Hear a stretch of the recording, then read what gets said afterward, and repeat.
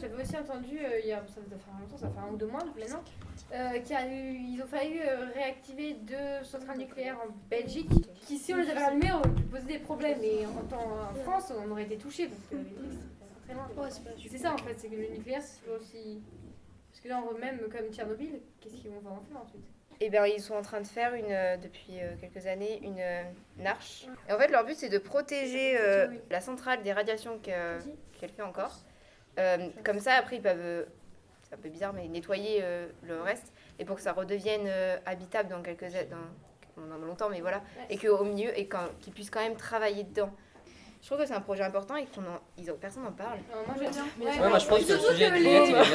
Même Tchernobyl, on parlait, t'as des gens que personne ne connaît, mais qui ont risqué leur vie après la catastrophe de Tchernobyl, qui ont été. Pour sauver le reste de la vie. Qui ont rien demandé, en fait. Même tous les gens qui vont même pas bosser, mais qui sont encore sur le lieu alors que c'est radioactif, que c'est dangereux et tout ça.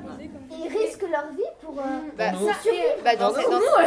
nucléaire, c'est quand même un truc, genre les déchets nucléaires comme Tchernobyl, comme tu disais, c'est dans 200 000 ans que ça va être vraiment détruit.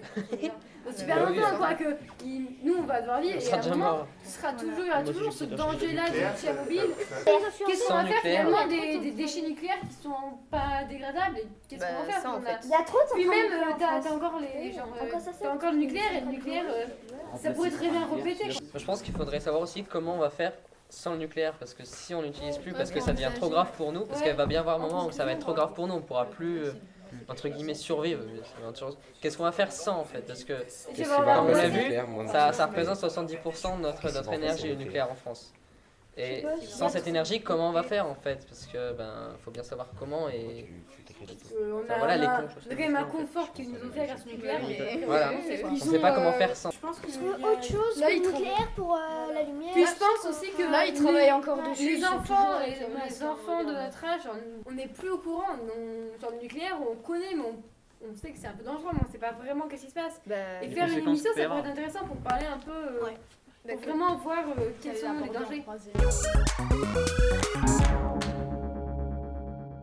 Coucou tout le monde, donc aujourd'hui je vais faire une vidéo qui va peut-être intéresser les rageux. Vous l'aurez sûrement vu dans le titre, je suis jeune et alors. C'est comme aussi les jeunes, parce que je parlais des réseaux sociaux avant, les enfants de gens qui sont en primaire. Alors qui font des vidéos sur YouTube comme moi c'est Antea, elle a 9 ans qui fait des vidéos, elle fait des vlogs, elle fait des vidéos beauté. À 9 ans, t'es pas assez mature, même je pense à notre âge, c'est difficile. C'est pour faire le buzz, ils peuvent dire pour comprendre tout ce que va représenter YouTube, quoi. Mais c'est pour le buzz, parce qu'elle a beau dire que c'est pas pour faire le buzz, la plupart des gens ils regardent juste parce qu'elle est jeune. Personnellement, moi je trouve ça aberrant d'une petite fille qui a 9 ans, au lieu d'aller jouer avec ses copines dehors, elle fait des vidéos. Même si c'est avec sa famille, etc., ça reste quand même... Là où j'ai peur, c'est qu'après, qu'elle réalise plus tard ce qu'elle a fait, qu'elle regrette en fait. C'est dommage, elle a pas conscience, elle a pas conscience de son public encore. Cela vous paraît bizarre que si jeune ne puisse faire des vidéos, mais c'est une passion depuis que je suis toute petite.